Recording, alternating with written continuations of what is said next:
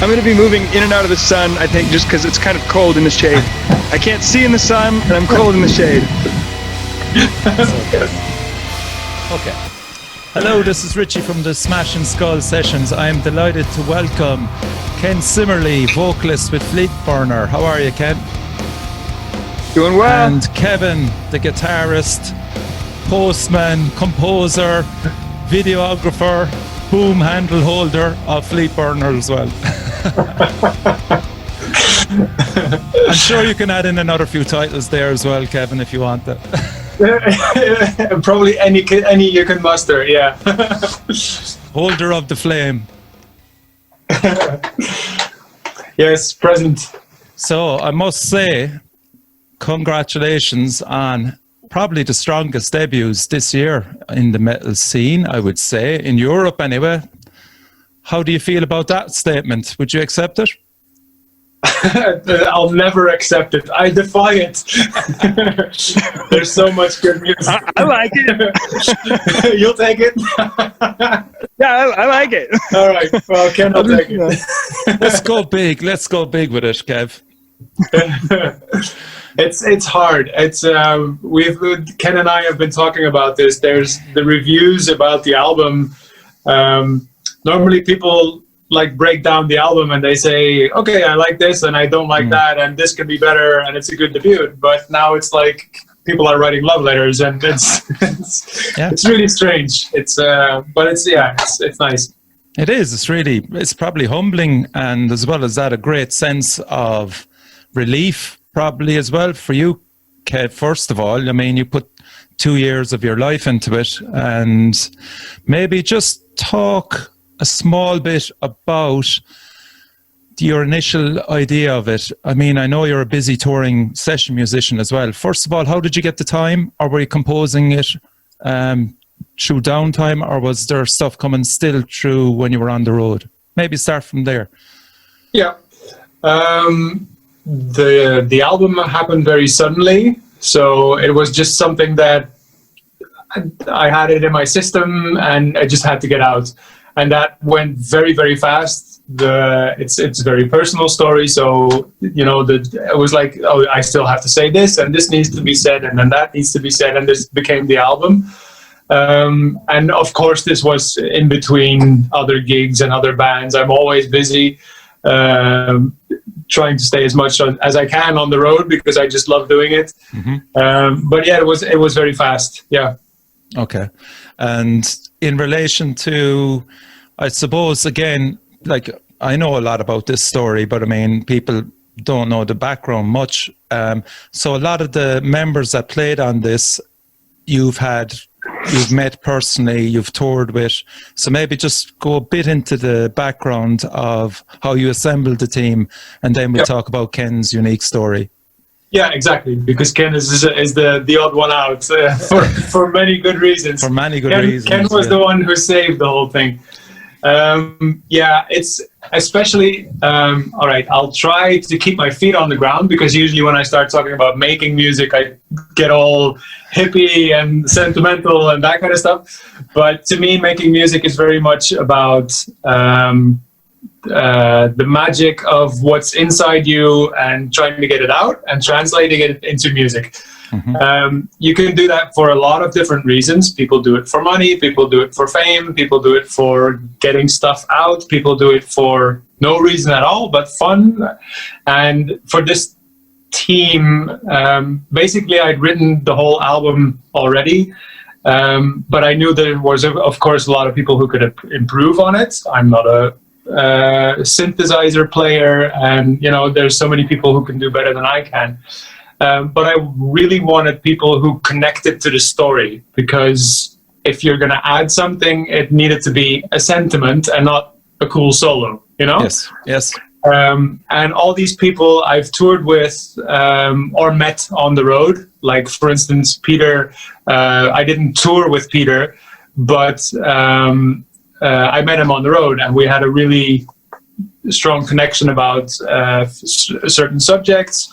And that's basically how I pick my people. So people who would do it for the right reasons. Okay. Yeah. So do you want to go through the musicians that we'll say the final 5, which we know yourself and Ken.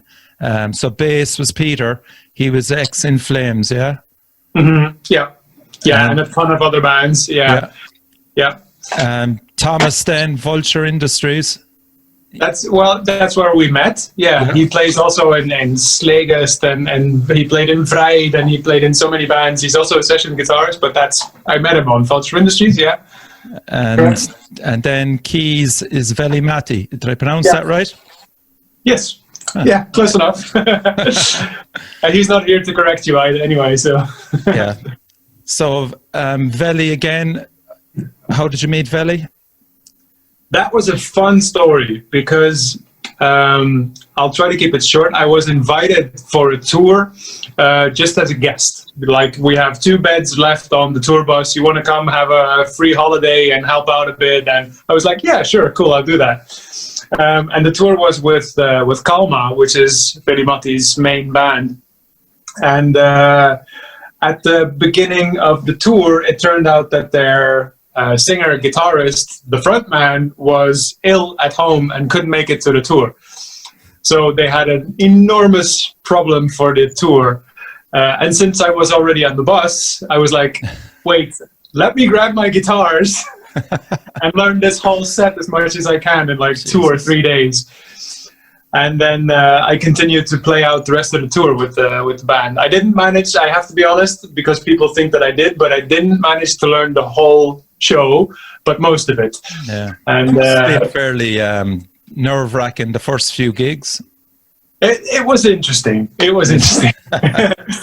But Veli Matti is, he's a phenomenal musician. I can throw anything at him and he'll just come back and give you like goosebumps. It's fantastic.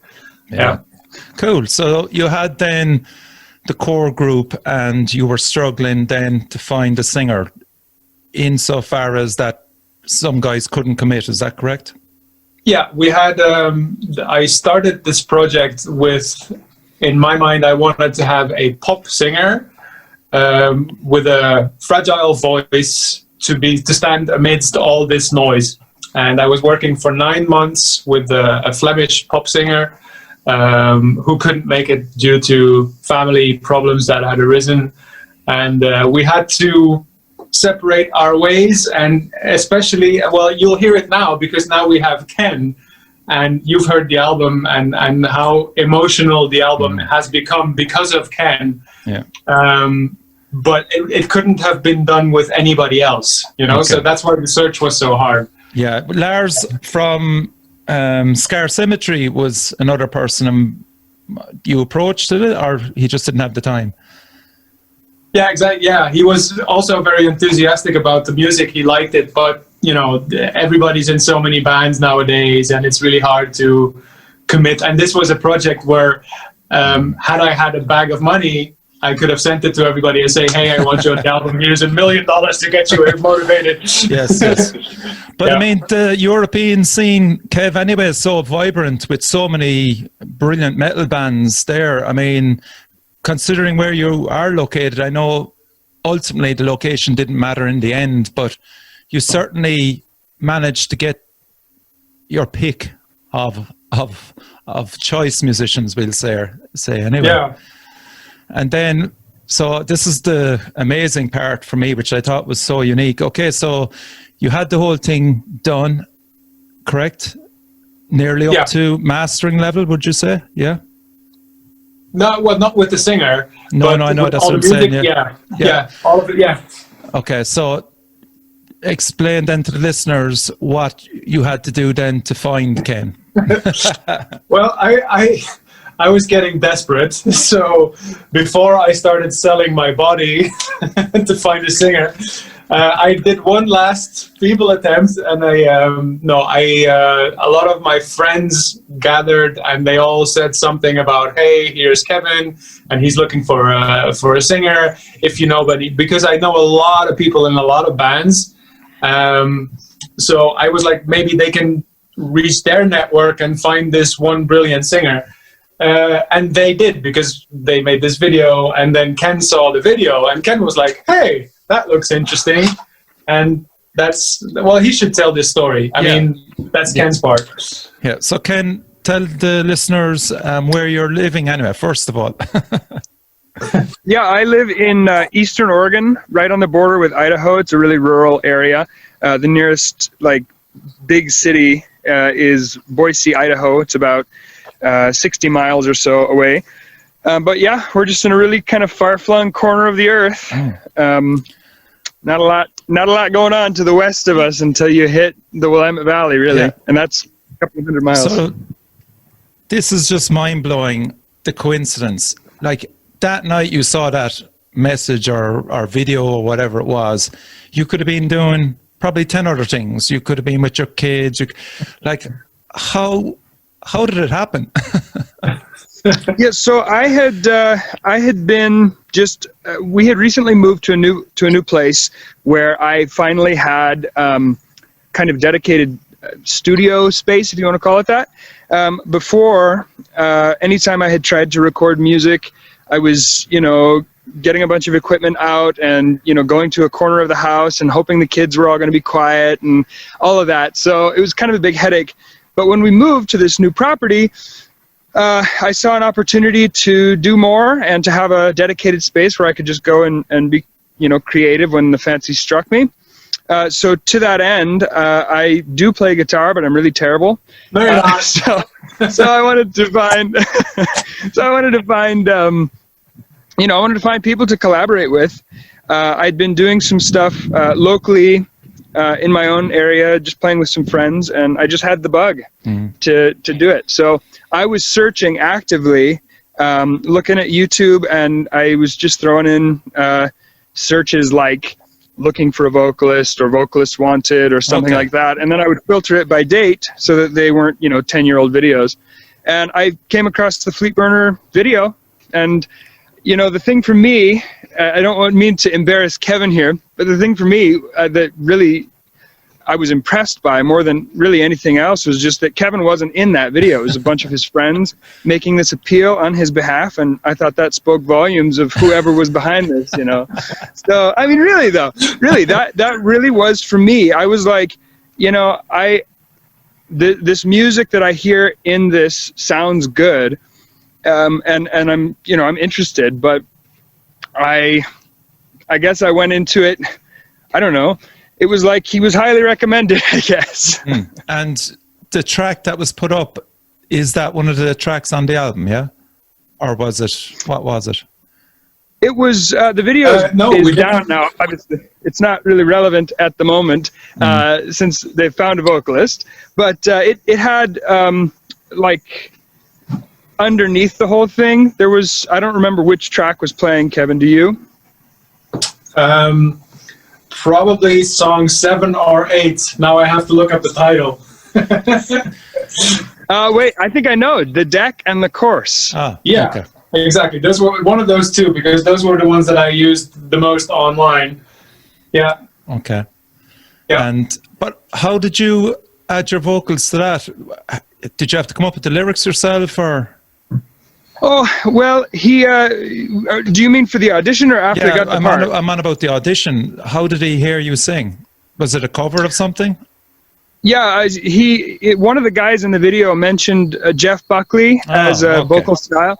So I just did a quick, that night, I just grabbed from the internet, I grabbed a instrumental of Hallelujah, and I sang over it, and I sent it to Kevin and went to bed. Wow. And then the next morning I had heard from him already. Yeah, it's a great choice, man. I'm going to interrupt this here for a second, because all these Idols and Voice of Europe, whatever TV shows, Hallelujah is always the one song that they pick to show, hey, this is how good I can sing. Yes. Because it's extremely difficult to do that song right.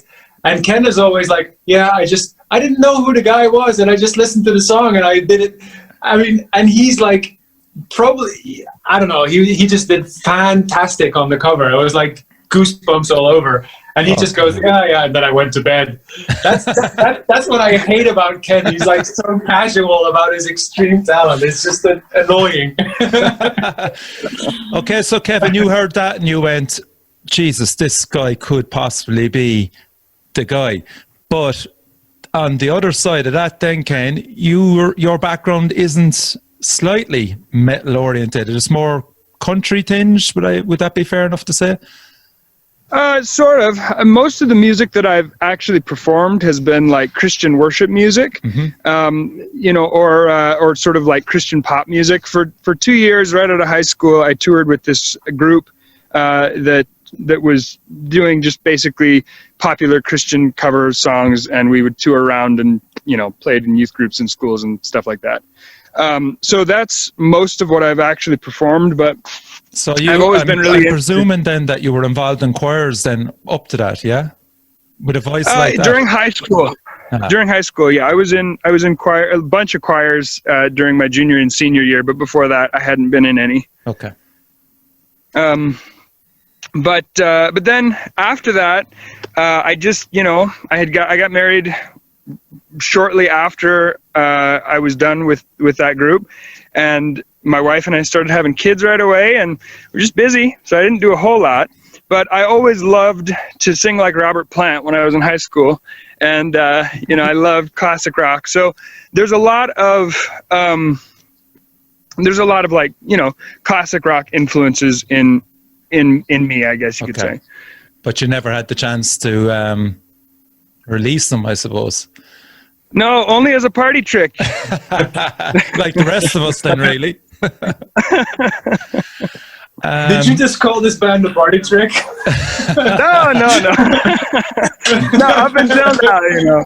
Up until, no, really though, I was thinking about this the other day.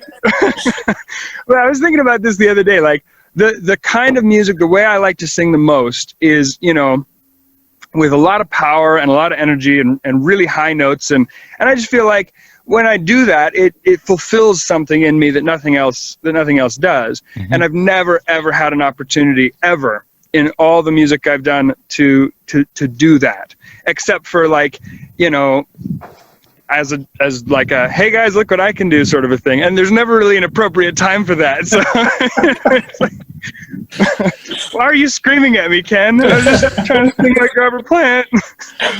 Okay, you had to be aware then, Kevin, of Ken probably telling you his backstory.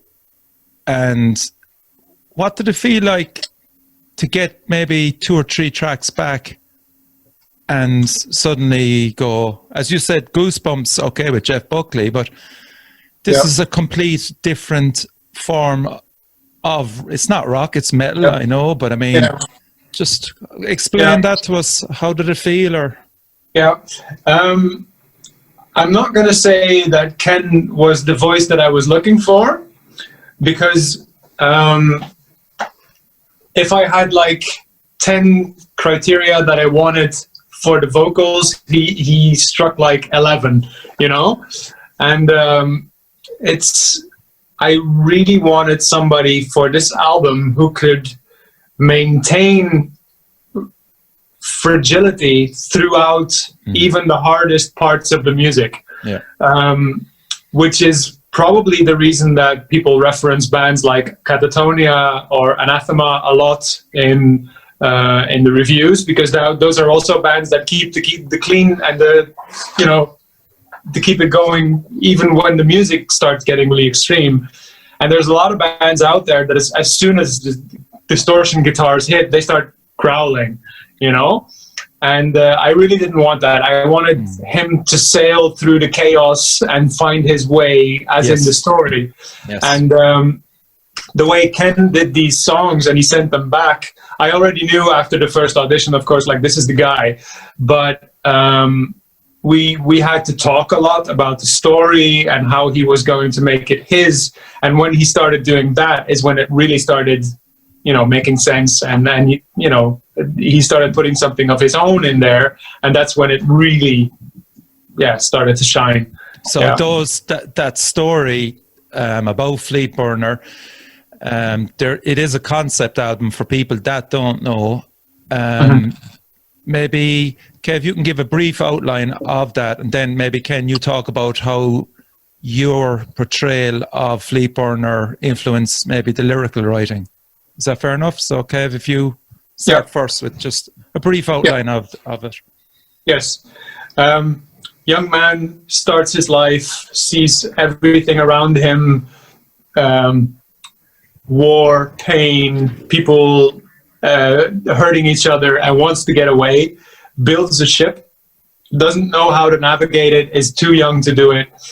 Others see him, are jealous, want what he has without knowing why or what it is, and they follow him, and they become a fleet that follow this person that they see as a leader, but they don't know why. Whilst the Fleetburner, the main character, doesn't want them there because he's trying to get away from them, which comes to a climax in the album. And that's the main brief outline. Yeah. And the majority of this, of course, takes part in the ocean. Yeah, it's a metaphor, of course. Yeah. To me, it's your emotional understanding of life. So how deep can you go? How much do you understand? When you're young, you're still on the beach. And when you're older, you become one with the ocean. Okay, cool. Yeah. Okay, so Ken, you had that concept. I'm sure Kevin probably sent you lyrics as well as to guide you. How did you take it on board yourself and maybe come back at Kevin with different different angles? I mean, you're different people, different opinions, probably. Yeah, we have. We're quite different in a lot of ways. But I think of that story in a real mythical kind of a sense, and I think that with any myth, there are elements that maybe grab people in different ways and are more significant.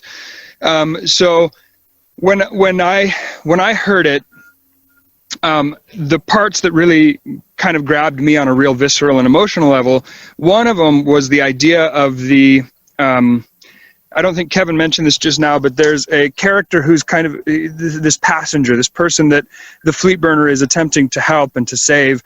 And there's this process of, I'm extending friendship to you, and I'm trying to, help you, and I'm seeing more and more that you don't care about friendship, you don't care about other people, you just want to continue to engage in whatever destructive behavior, it happens to be. And so I had gone through that a couple of times with some people who were really close to me, and realizing at some point in my 20s that, I can be somebody's friend and maybe I can't save them, and we can be friends, and I don't know. I guess I used to feel like I could help people and save people in that way. And so near the end of song 5, and I don't know what it's called. Is it called The Passenger, Kevin? That's The Fleet. Okay, song 6 then, I'm thinking of. That's The Passenger. Yeah, near the end there's this line where it says, "A cry for help, but I can't free you." And I think that was one of your lines, but that really, I don't know, that was one of the things. I'm not really doing a very good job at answering this question. No, you're good. I think I forgot what it was. Yeah. It was just how you took Kevin's lyrics and made a lot of them your own by, as I said, you've 2 different personalities. And I was just intrigued how Kevin felt when he got your side of things back, and especially the way you portrayed it as well, the way your voice portrayed it. It's so emotional. So Kevin, you weren't overly possessive of the lyrical side of things. You were quite happy once it fitted the whole concept. Would that be fair to say? Yeah, we had some talks about it. There are some parts where my main goal was, because I already said what I wanted to say with the music, so there's so much of myself in there that whatever happens to the lyrics, my part's in there. But I also wanted to make the story so that anybody could hook on and feel something relevant to them, and that's what you're seeing now, that people start sending messages like, "It made me feel this, and this is how I felt after hearing that." And that's when, sometimes when it became too personal for Ken or too personal for me, we had to keep each other in check and go, okay, this is not going to work for everybody. Okay. Yeah. And other people that contributed to the album. I mean, you've got some great, Jesus, I'll try and pronounce her name. Agneta. Agneta. Everybody's always struggling with that, yeah. I can't do it either, so. There's Agneta, there's Niels, who added some fantastic guitar work. Yes. And of course, then there's Caleb as well, which is very interesting. He's a small part, but it's a big part in a way. Exactly, yeah. And Christopher as well. Mm-hmm. They all contributed. And is it Masha? Masha, yeah. Yeah. So again, there was other people that brought their personalities to it as well. Yeah. I always, and we can roughly go through some tracks as well. But cool. I don't know, Kevin, what do you think here? But it was bugging me when I was listening to the album, and I've listened to it a few times, and I could not think of who Ken reminded me of. And it was only today I got it. And it was, okay. And it was just listening to, I think it was, Open Water. Open Water got it for me, because it was just so annoying. And funnily enough, it's a concept album as well. And it's Jeff Wayne's War of the Worlds. Really? Wow. Absolutely. Yeah. Justin Hayward, Step Forth, Ken. Yeah. Are you aware of that album, Ken? What is it now? It's War of the Worlds by Jeff Wayne. No, I'm not aware of it. Oh man! What? You can have fun with this one. we definitely have to talk after this. What? I'm sure you know it. He knows it. He doesn't know he knows it. Yeah, because there's a Forever Autumn, Kevin. Obviously, that one. You know that song, Now That You're Not Here. Mm-hmm. That's it. That's Ken's voice, man. He could do that in his sleep, and Eve of the War as well. So you can Google Justin Hayward, Ken. It is the highest compliment I could give you, really. Well, thank you. I'll accept it in my ignorance, and I'll Google and amend that later. Because Kevin, again, as I said, like even War of the Worlds is such a great concept album, and there's so much variety. But again, it leads the listener right through to the story and stays faithful to the story as well. Yeah. And I think that's another reason why I really enjoyed your album as well. It's a great story, and there's so much going on in it, with musically, lyrically, and just to see the way it all fell together. Really, really impressed me. So I'm going to play Open Water, if you don't mind, for a few minutes, just to give a listen. Cool. Yeah. A tolling bell awakes me as the ship rolls through the night. Is it just my tired mind, or is this waking sight?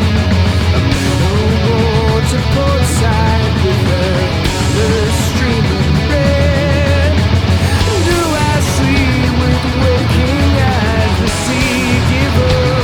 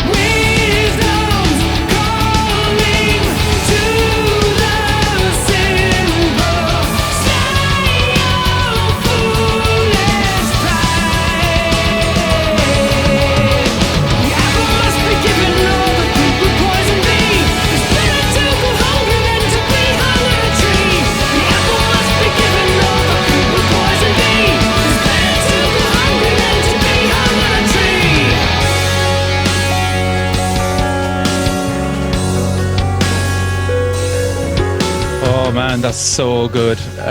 What a delivery. What a delivery. Kev, you chose well. You know, I think that, you know, for me, when we were talking, you know, about all this stuff, one thing that really stands out in my mind is just that when I first listened to the album, because Kevin sent me all the tracks, 2 or 3 of them had been mixed when I got them and the rest were unmixed. But when I listened through, I was like, this is, like, I loved it before I put any vocals to it at all. Yeah. And so that's one thing with my own music. Whenever I go back and I listen to something that I've recorded or written myself with no other influence, you know, you always are super heavily critical of what you've done yourself. And it's like, oh man, like the writing there is bad or whatever it happens to be. But with Fleetburner, there's so many elements, and Kevin has often talked about this, and it really, you know, resonates with me too. It's like, I love the writing. I love the performances of all the other musicians. I loved it without vocals. And so, you know, it's just such a treat for me. The whole thing was a treat. You know, Kevin's his openness with allowing me to create lyrics that were meaningful to me and that still fit the storyline, and to, in some cases, you know, we took the lyrics that he had and changed them very little. In some cases we didn't change them at all. In other cases it was like, you know, I just got totally inspired by the song and by the story and came up with something that was in the vein of what he had written, but very different. And it was just, you know, you were great to work with, Kevin. How about that? Yeah. It was fun. I can't wait to do the next one. I'm very humble too, Kevin, to allow, you know, just like, because just a thought, is it easier for you to listen to this album now because so many people contributed that it wasn't this huge toil where you did everything? Is it easier because more people contributed? Just to, I can see your face there when we were even listening to that, you know, you were still getting a buzz out of it. Yeah, it's it made it more work, of course, to have so many people on board and bring them all in the same center. But exactly what you're saying, what you're seeing is that this started as something, and I tried to stay away from too much emotion, but this started as something very, very personal for me, where so many people have, for free, for music, for friendship, come on board and said, we will help you lift this story off your shoulders. Yes. And good. Ken threw some parts of himself in there and maybe even lifted some of his own burden with it. I don't know. But when I listen back, that's what I get. I don't hear, oh, that's an awesome riff I made. I don't hear that. I hear the people that played through it. Yeah, exactly. Yeah. There's one song there that's pretty personal to you. It's The Deep. Yeah. Now you, I came across it in another interview, and I thought it's, it's, I think people need to hear it, because I know there's a sense of loss and stuff, but you honored a friend with a riff. Is that not correct? Or have I got it right? Would you mind just, it's a really powerful act of what you did again. And I think people need to hear this, if you don't mind. It's also a very special moment in the album for me that is still hard to listen to. A good old childhood friend of mine used to be the best guitar player that I knew. He was guitar god. And he never saw that. Just like Ken will never realize exactly how good he is because he is Ken. This person, this friend of mine, Eric, he was, he was my inspiration, and he taught me how to play, and he taught me this one riff before I could play it. At a later stage in our friendship, Eric took his life and was no longer with us, and I was not really that much into music anymore. I was doing comic books and all this other stuff, and he left me his guitar, his main guitar, as a token of you have to start playing again. And after I got that guitar, everything blew up, and I was starting to do all these huge bands and everything. But that one riff that I could never play before, I could play by now, because and I always took it with every single show, every stage that I played that riff, either in the side corridors or on stage during sound check. I always played that one riff. And when this album happened, I wanted to honor him by having the riff in there, but it was like super trashy metal, not really fitting the rest of the music. So somebody had to make something out of that. And Eric, my friend, was a huge fan of Arch Enemy and of Christopher Ammons. And I met Christopher on tour, told him this story, and he said, "Yeah, say no more. I'll gladly do it." And Christopher did a solo over that riff, which now is like a highlight on the album, yes, because it's so powerful, so eruptive, that that the riff carrying it becomes, you get it. You know? Yeah. It's incredible. Yeah. It's absolutely, what a way to honor a fallen comrade is the best way to do it. And that song for you will forever resonate with you. And I think it's a great gesture. And I think I just want to point that out for that track on the album. It's a great story behind it. Will we just run through the tracks, if you don't mind, just so people, just as a brief outline for each one. The Land starts it off. Was that the obvious choice, Kev? Right. Yeah, as a musical piece, first of all. Yeah. It was okay. I love the organ in that. That's very Deep Purple as well. Yeah, Veli did that, and Veli is I think Ken inspired us to do a lot more classic rock kind of stuff. Yeah, you can certainly hear it there, because Ken's voice is obviously brilliant in that. The Beach is the next song. Brilliant solo by Niels. And I hear, somehow or other, again, Ken, it's Stevie Nicks is coming through there. I don't know why, but man, I can get Stevie Nicks vibe through that. You do know who Stevie Nicks is, don't you? I do. that one's in there. The next track is The Breakwater. Kev, maybe you could talk a bit about that. It's a pretty heavy track, actually. Yeah, it is. But I think, Ken, we both have our own way of seeing this. Maybe it's good if you take this one, The Breakwater. So this is track number 3, correct? Yeah, that's one. Okay, what about it? Well, it's a moment right before he goes to open order. Yeah. It's a very heavy One more time? It's a very heavy track, Ken. How did you approach that?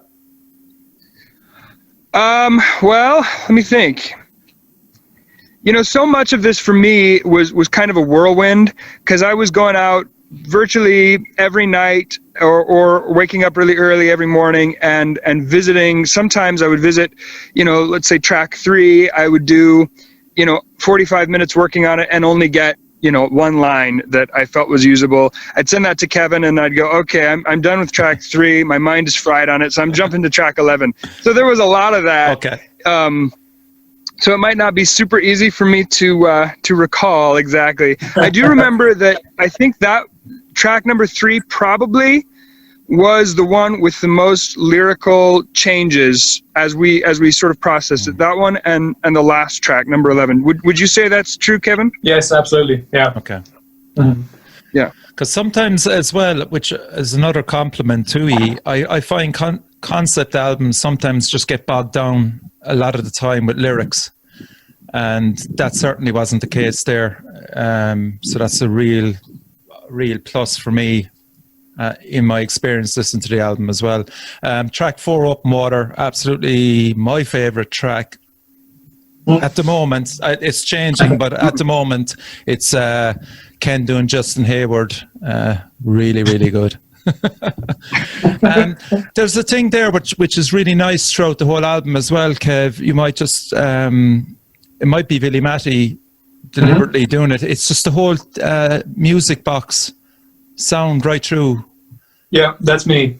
Okay, so Yeah. is that just to emphasize probably maybe the youth side of Yeah. things? Okay. Yes, yeah, it is. It's there's a recurring theme that I have throughout other albums actually that I wrote.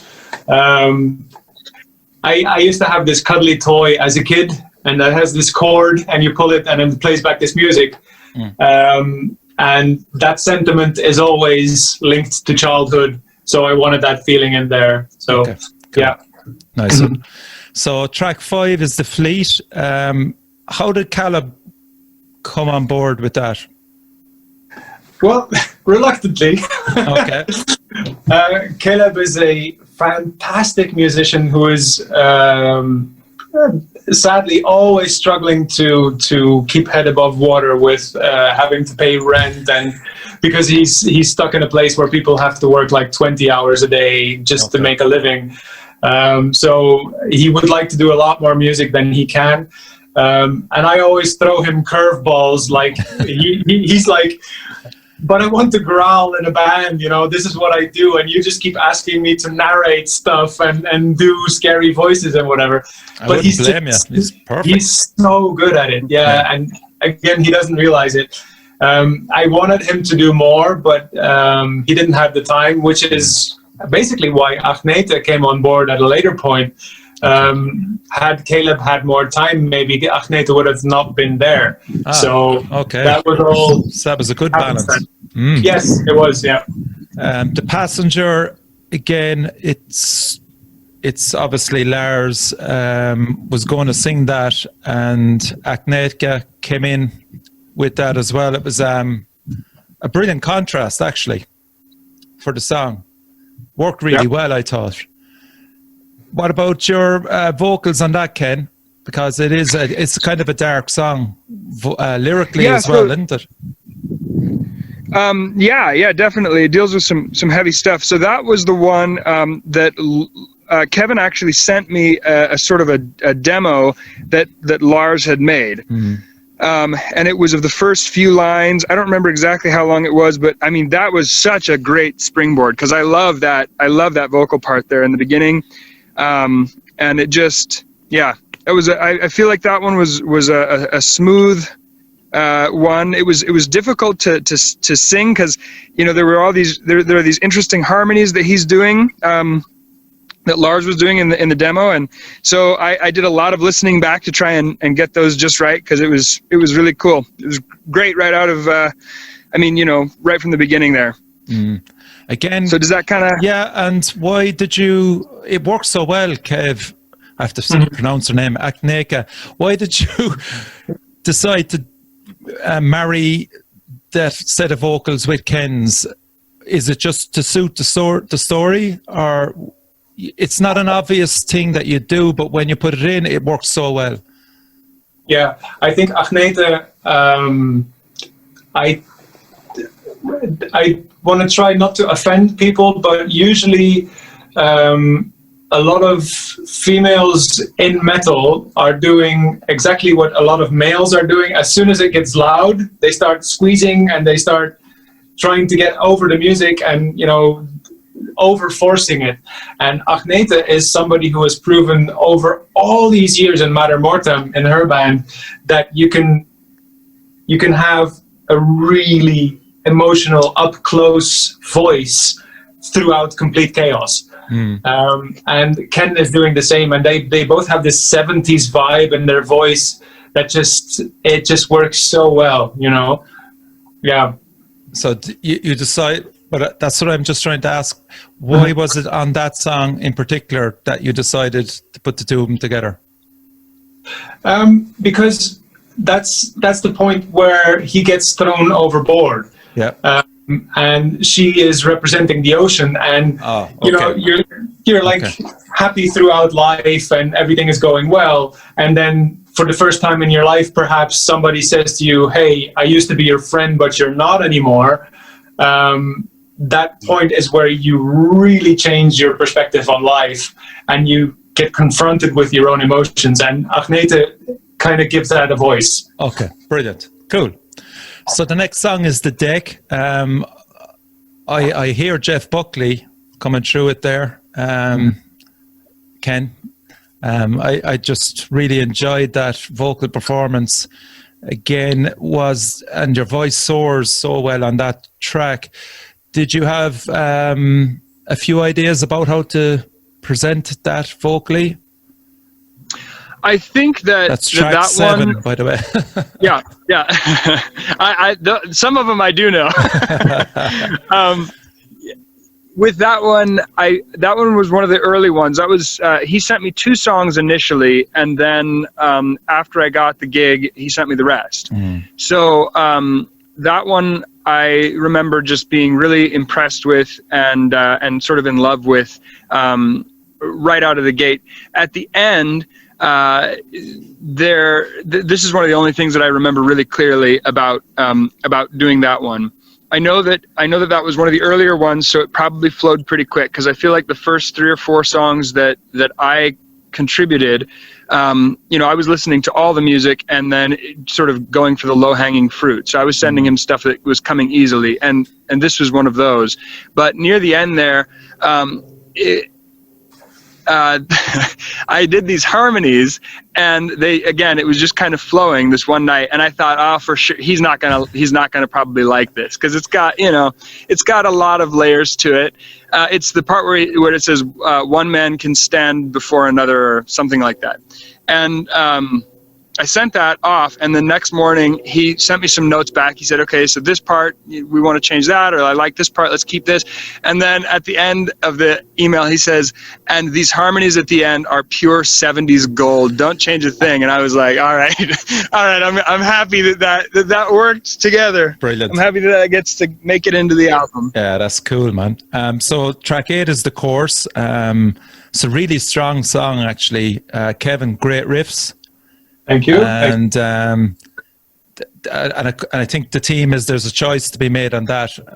Again, your vocal performance, I'm hearing Queen on that one as well. So good, man, Freddie Mercury. Yeah, it's just my perspective now, but I mean, Freddie Mercury of Queen. I'm kidding. Jesus Christ. You got this close to being fired, Ken. I know a few things, okay, guys. Kevin, I've never been so stressed in my life. Brilliant. Brilliant song, The Course. Love it. I think the next song, Below the Waves, sums up the entire album. There's so much in it that just resonates right through the album. It's a great song. Kev, do you want to take that? Yeah. It's I really like Below the Waves even more now because we did the video for it. Yeah. And the video itself, making that, I did that with a friend here in the Netherlands, and we did everything like going filming at 4 o'clock in the morning and getting all these shots and everything.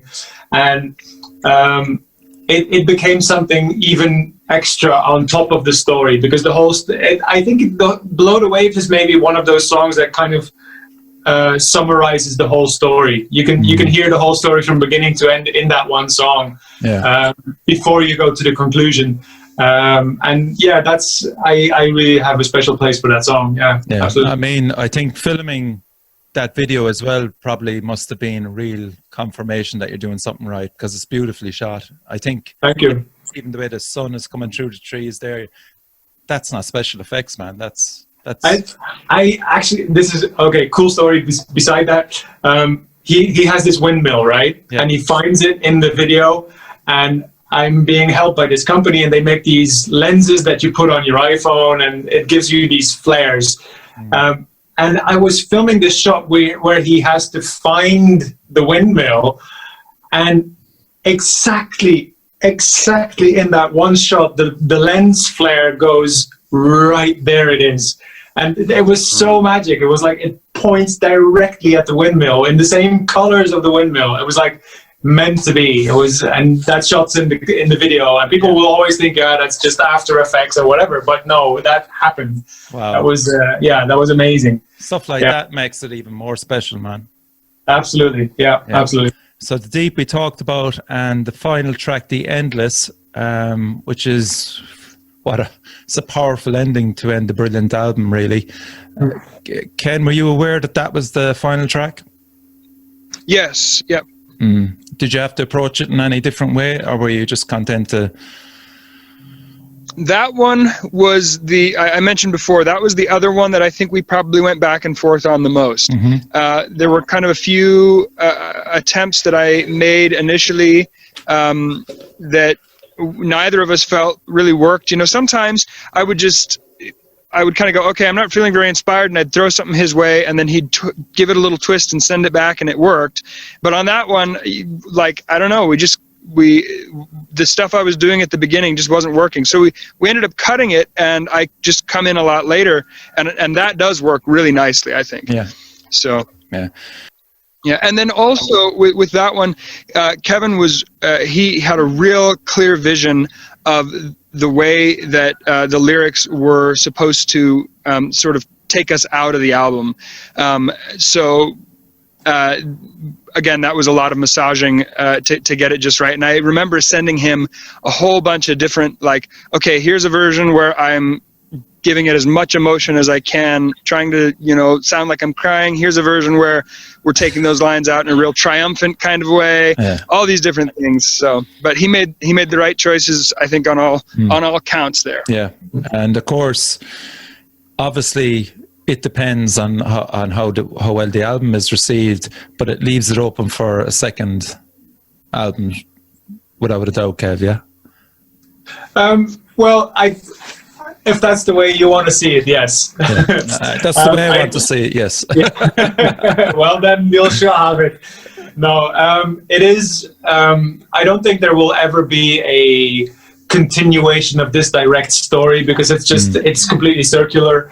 But Ken and I talked a lot about what will the Fleetburner experience after this album, what will happen, and I don't think we agree. Okay. Yeah. Butler Records, how did they come on board? I'm thinking now, how did I find them? I reached out to another Dutch label who were too busy. They liked the album, but they said, you have to get Stefan. And they are a great match, because they are linked to Bertus Distribution, which is the biggest distributor in Europe. They do all these major labels. They have a great network to distribute the music, and Stefan, the main guy that's helping me there, is really, really enjoying the album and doing whatever he can to get the response that you have now. Is that you really, you're not listening to it like, oh, here's a cool track by a new band. You're aware of the fact that it's part of something bigger. And that's what, especially Stefan and the label are really trying to do now. It's okay, you have to see the whole thing, and then you'll understand. Otherwise, it's just a few songs. Yeah.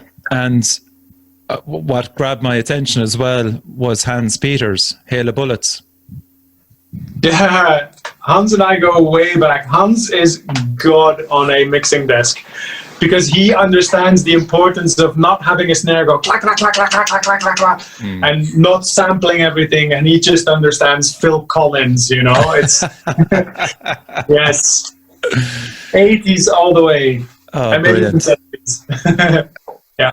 As well as that, I've more or less covered everything, I must say as well. Did you come up with the merchandising? I'm getting a t-shirt anyway, without a doubt, a white t-shirt. I love the t-shirt design. It's really cool. Cool, thank you. I didn't do all of them, but let's see. The artwork is by Stuzor, who also did the album cover. The person being a big shout out. Yeah, it's a brilliant album cover. He is amazing, incredible. You should really check out his other work, and it's fantastic. And then we have the Sebrod brick, who helped me with the design with the triangle, the new one. Cool. That's the one I like. Yeah. Well, that's the first image from the clip Below the Waves, where the main character comes out of the waves with the burning candle. Yeah. That's that image. When that happened, the guy who did it, we were at 4 o'clock in the morning in a freezing lake, and I wanted to do a third take, and he was like, no, You got it. You see what you missed out on, Ken? The sacrifices. So anything else, lads, you want to add? You know, I presume it's available in all formats, Kev, or am I wrong? I know it's there on vinyl anyway. Yeah, it's on fleetburner.com. You can find it on CD or vinyl, but it's also available in a ton of record shops. Even your local record shop can, you know, have it. I don't even know where they are. It's like record stores can decide whether they want to have it. But most of the major online platforms like Amazon, they all have it. Yeah. And of course, streaming. So that's... Well, I'm old school, man. I want the physical copy. So, Ken? So how much merchandising? We'll make sure you get one. Yeah, I was just going to say, how much merchandising have you received yet off Kevin? What's that? Are you just talking to me? You guys were breaking up for a minute. Ken, how much Sorry. merchandising did you receive off Kevin so far? I presume he sent you the vinyl, he sent you the t-shirts, he sent you plectrums. I've got a shirt and I got the vinyl. I'm delighted to hear that, yeah. He bought it himself. I should have worn it today. He bought it, yeah. Oh, that's so You didn't good. have to say that. I'm the musician in the band. I'm the one with no money. Yes. Peter also said, hey, man, if you send us some merch, I can wear it and promote the band. And I was like, dude, if I had the money, I would send it. Yes. Okay, lads, listen, thanks for coming on the Smash and Skull Sessions. As I said, it is definitely a contender for debut album of the year in Europe. Wow. Yeah, we'll see. You know what I mean? I thought it was brilliant, and this is from a guy that isn't sure about concept albums, but this one certainly worked. Ticked all the boxes for me. Fantastic performances throughout by every member that you got on board, Kevin, as a director. Man, that Oscar is on its way to you, buddy. Thanks a lot, man. Thanks for having us. Yeah, so you've been listening to Kevin. Thank you for having us. Kevin and Ken of Fleetburner. Check out all their stuff. It is really unique album, and a lot of work went into it. A lot of people contributed, and they all did it for the right reasons. So you've been listening to Richie from the Smash and Skull Sessions. Hit subscribe and stay tuned for another episode. Thank you. Cheers, lads.